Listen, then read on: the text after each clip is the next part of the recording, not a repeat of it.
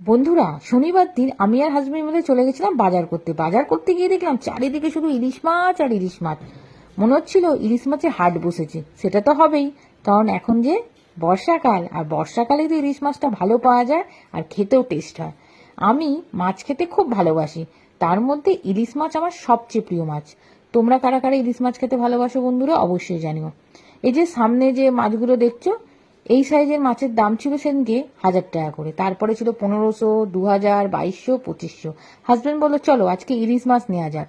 আমি বললাম এত দাম, কিনবে ইলিশ মাছ, অন্য মাছ নাও না।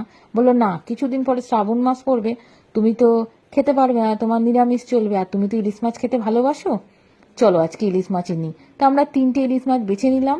দাদা সুন্দর করে আঁশ ছাড়িয়ে কেটে দিল, সঙ্গে একটা রুই মাছও নিয়েছিলাম, যেহেতু শাশুড়ি মা তো ইলিশ মাছ খান না। তো উনি সব প্যাকেটে পুড়ে দিল, আমরা প্যাকেট ধরে চলে এলাম বাড়িতে। এই দেখো, একটা কালো প্যাকেটে দিয়ে দিল, 3টে ভাগে মাছগুলো রেখেছিল। একটাই ছিল ইলিশ মাছ, একটাই ছিল ইলিশ মাছের মাথা, একটাই ছিল রুই মাছ। দেখো কি সুন্দর করে কেটে আঁশ ছাড়িয়ে দিয়েছে না পরিষ্কারভাবে। যাই হোক, যে মাছগুলো আমি রান্না করব সেগুলো বাইরে রাখলাম, আর বাদ বাকিগুলো সুন্দর করে ধুয়ে ফ্রিজে রেখে দিলাম। তোমরা সবাই ভালো থাকবে, সুস্থ থাকবে, আবার দেখা হচ্ছে অন্য ভিডিওতে। টাটা।